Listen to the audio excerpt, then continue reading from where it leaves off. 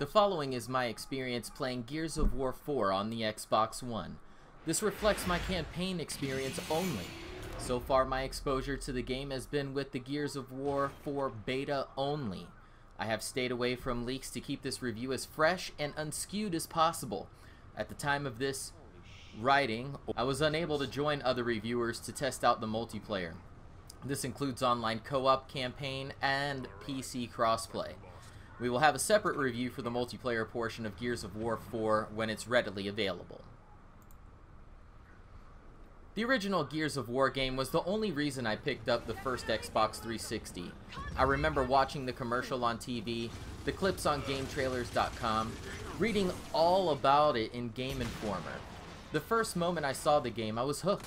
The Godfather Cliffy B and the team over at Epic created a new experience that blew the doors off of cover-based shooters. Hell, I'll even go as far as saying they perfected the system. This led to a cult following of the Gears of War franchise. The following two installments, Gears of War 2 and 3, took what the first game did so well and pushed the envelope to bring innovation and originality while still keeping the game fresh and new. When it was all over, Gears of War 3 was what I would call third-person gaming perfection.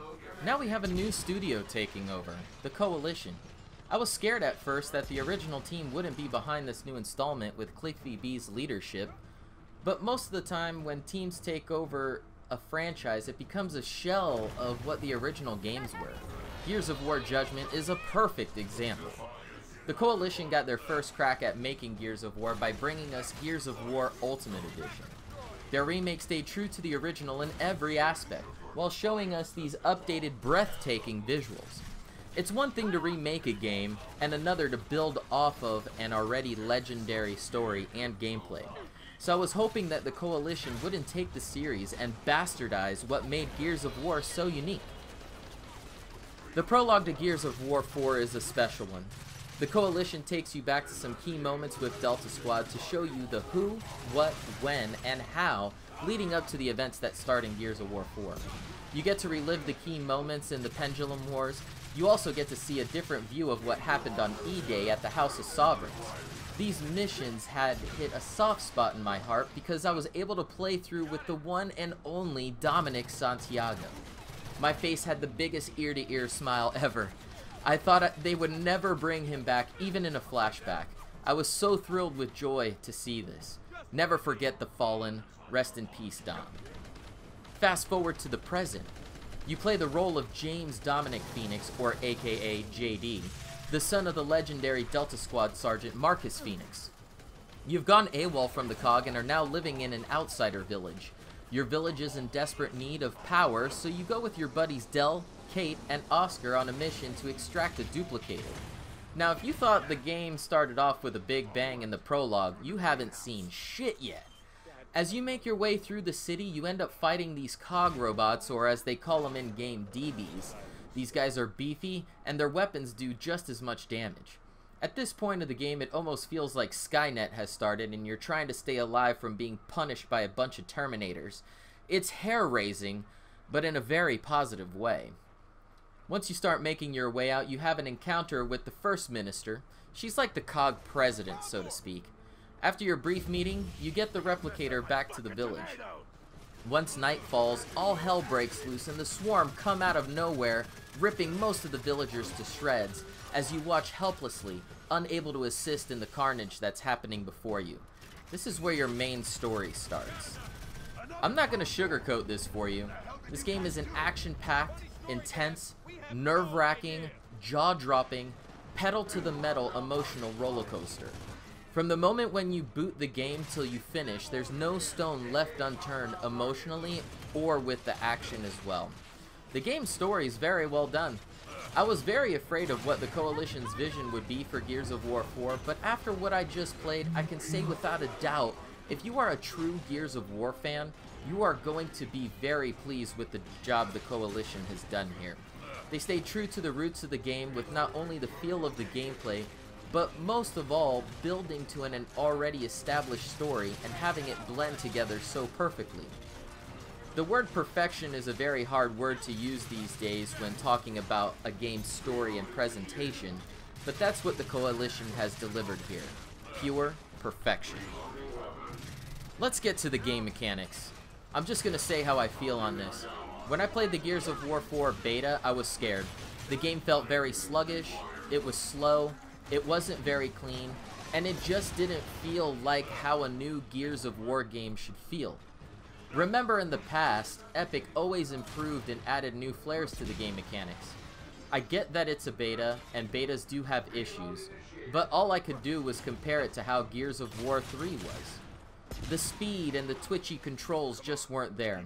The quote-unquote swivel with the free aim just wasn't there like in previous Gears installments either.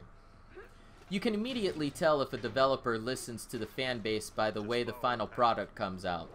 Let me tell you, the Coalition did seem to hear the community on this aspect. The game plays so smooth, so fast, so crisp. The way you can combine wall bounces and leap over obstacles with ease, the additions of the new cover execution moves with your trusty combat knife, as well as the execution counters, are absolutely brutal. Everything was on point and feels so natural. The Coalition didn't force a game mechanic just to throw it in to be new and it feel awkward and clunky. The mechanics feel perfect. What I really have to give props on is how the Coalition evolved the added mechanics from Gears of War 3. For instance, like the vault kick, and then just add the knife execution and make it feel so natural and smooth. It's one thing to see this execution on screen, and yet another to actually do it on a controller. It's butter smooth. Okay, so now we're going to talk about the weapons. The weapons are all badass. There's no other description. All of the favorites return with some new toys. My favorite thus far is the Overkill. It's a straight up double shot 4-barrel shotgun with devastating body tearing damage. We can talk weapons all day long, but I'm going to go over a list of all the weapons in game. First off, you have bolo grenades, Boltok pistol, boom shot. You have the Buzzkill, which is like a saw blade launcher, your combat knife, drop shot. You have an M-bar, which is an electric sniper rifle, the Enforcer, which is a submachine gun, the trusty Gnasher makes a comeback, Hammer Burst, Hammer of Dawn, the Longshot sniper rifle. There's 3 versions of the Lancer, and you get to play with one of them in the campaign in one of the flashbacks. Retro Lancer, Marxa sniper rifle, mortars, the Mulcher, Overkill. You have salvo rocket launchers, shock grenades, smoke pistols, snub pistol, torque bow, and the tri-shot, which is similar to the Mulcher. Visually, the game is jaw-dropping, 1080p in all of its breathtaking glory, or for you guys on PC, mind-blowing 4K visuals. This game is by far the best looking game out on console to date. The close attention to detail, not only in the cutscenes but also in-game, is perfect. The light, the shadows, the reflection of light off weapons, everything looks so crystal clear and gorgeous. When you see the characters' faces close up and look into their eyes and see their facial expressions, wow. Wow is all I can really say. There are no proper words to describe the way this game looks. Any video or image that I post on here doesn't truly give the game visual justice. It's just something that you need to see for yourself. Also, it's one thing to see how other games do environmental and weather dynamics, and then there's a way that Gears of War does it. Jaw-dropping. The Coalition didn't just add enemies to a fight that don't belong in the Gears of War universe. These new enemy variants are done very well and with careful attention to the story and legacy of the games before it. The new enemies in Gears of War 4 are the DB units and the Swarm. Each of them have different tiers of enemies. The Swarm have juveniles that pop out of these glowing egg sacs, snatchers and drones that jump out of nests, and some other just out of this world surprises I don't want to spoil here. There are also different types of DB units as well. These come in both ground and air enemy variants. The enemies are done very well, and they aren't just dumb bots either. They will try to flank you and gain better position during firefights. Some will even try to bull rush you to bring the pain. As for the friendly AI, they aren't the brightest tools in the shed. They will give you cover fire and fight enemies that are near, but when you are down and next to them, they just don't want to pick you up at times. Or if you're in a fight with a snatcher, they do put lead into the thing, but when it comes down to it, they're just there as a distraction for the enemy AI.